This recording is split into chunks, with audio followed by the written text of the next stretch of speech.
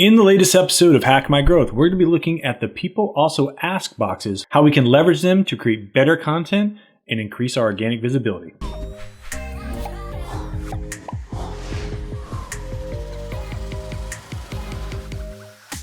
Before we get started, I want to say thanks so much for checking out this video. If this is your first time watching, or maybe you've been watching a while and you haven't yet subscribed, please do so now. We create new content each and every week to help you get the most out of your digital marketing activities. And if you like this video, feel free to like it and also leave us a comment. We'd love to engage and connect with you and help you grow your strategies even further. All right, let's go. All right, so like we said in the intro, we're going to be talking about how we can leverage the People Also Ask boxes within the Google search results to increase our organic visibility. So what is this People Also Ask box in the first place? This blog from Ahrefs did a great job of explaining it, and really simply it's this. The People Also Ask box, also known as the PAA box, it's a SERP feature that answers questions related to the user's search query. Each of these answers comes from a separate web page, and there's a clickable link within that box which you can obviously go to the source and read more about. It looks a lot like this picture right here. As you can see, we've got all these different questions. If you open them up, here is a kind of an overview of the answer, as well as a link where you can click in to go a little bit deeper. So as you can see, these are pretty helpful from maybe a user standpoint, but it's also really helpful from a search marketing standpoint. 3 reasons that these matter. Well, the first is it gives you an idea of how Google understands the query. For instance, if we look at this query about family cars, let's say you're selling cars and you want to target this term family car, but it's extremely competitive and you want to find a way to get somewhere within the top results. Well, we know that Google has this SERP feature here at the top talking about the different cars. We've got this article from USA News, and then below that, we've got a list of questions. So what is the best family car? What's the best family car for 2020? As you can see here, it starts to talk about, the top 10 cars. What is a good car for a family of 4? What about for a family of 5? What about for a family of 6? What about for something that seats 7 people? So Google's seeing that families are different sizes, and that's something that they're considering when they're looking at a query like this for family car, because different sizes families will require different types of vehicles. And as you can see from somebody targeting this specific term, you'd want to take that into account as you're understanding really what Google understands, but also how it plays a role within the market itself. This can also help us identify long-tailed queries. So here at the top, we type in family car. But here we'd say, what vehicle is best for a family of 5?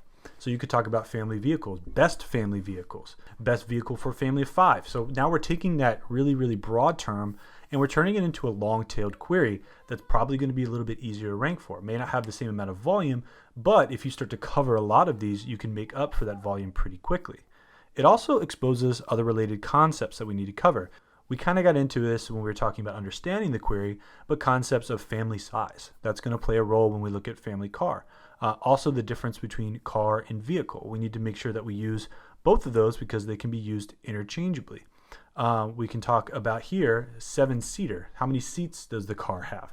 That's a concept that we might want to cover. So we can start to really take this term of family car and build concepts all around it. So now we need to look at how do we leverage People Also Ask to grow our traffic. I really recommend that you start by actually running the queries yourself within the search results.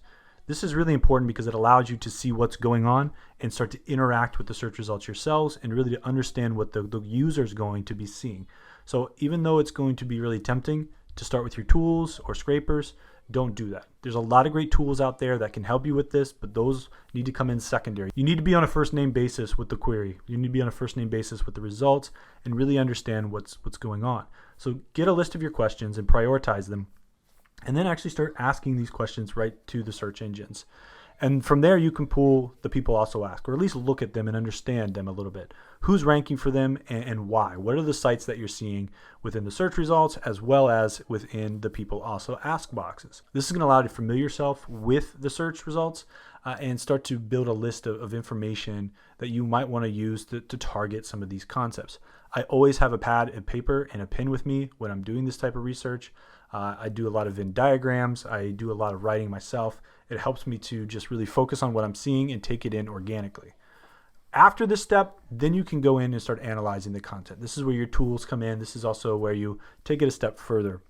You want to look at the type of content that's ranking. Is it video content? Is it long form? Is it short form? Is it a listicle? Is it a how-to piece? What type of content are you seeing? You can also start to see what concepts am I missing. Am I not using a certain term? Am I not using a certain phrase?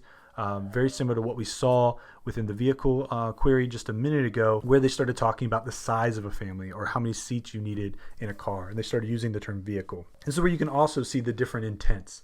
Are people learning how to do something? Are they trying to buy something?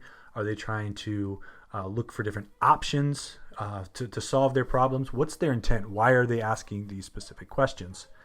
And then from here, you're going to run your own experiments. This is where you need to look at the content, start to create some of your own to target these results, as well as long tail queries, because a lot of these people also have long tail traffic off them as well.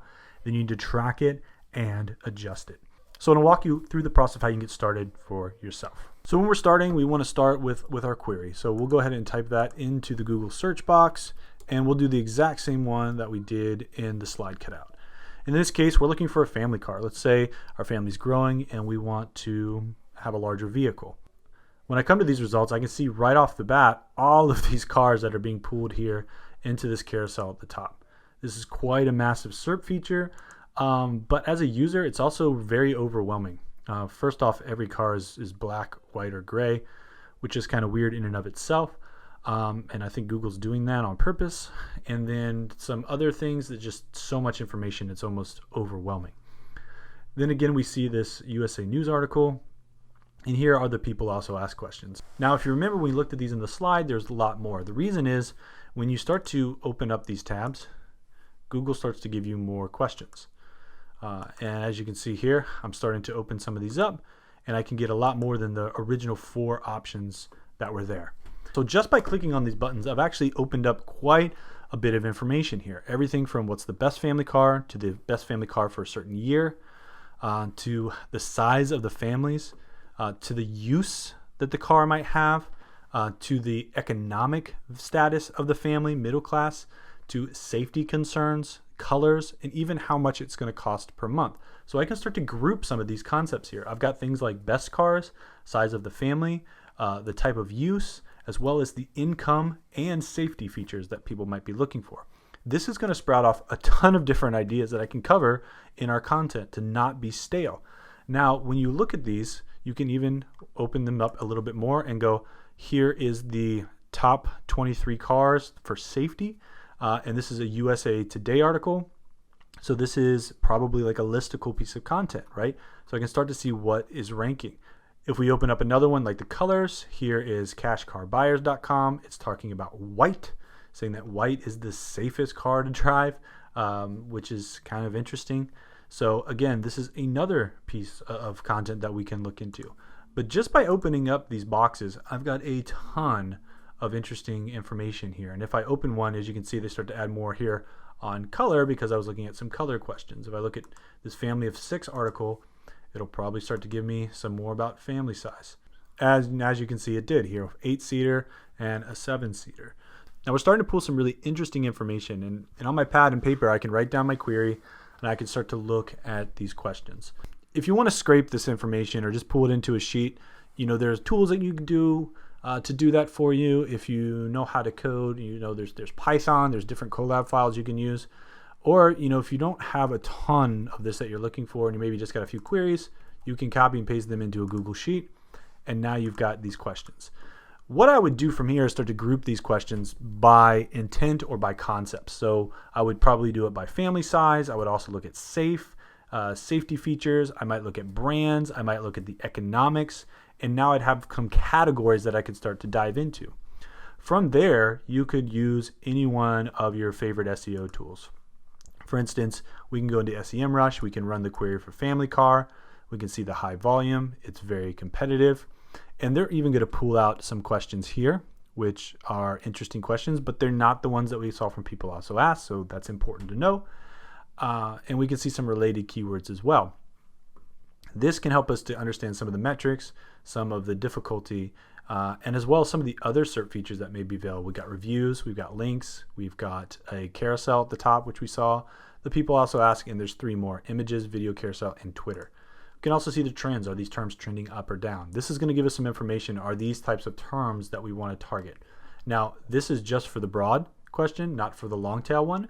But again, it should give us some idea that, hey, if this query itself has 12,000 monthly views in the United States, it's probably going to have some long tail traffic associated with it as well. Once I've pulled in the sheet and I've organized it, I can start to really understand the type of content I want to create. We saw some listicles, remember, before here.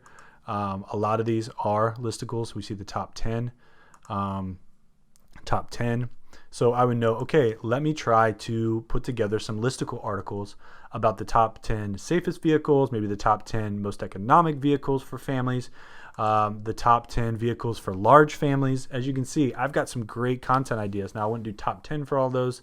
I don't want it to look spammy. I want it to be genuine. I want it to be helpful. And I want it to be insightful.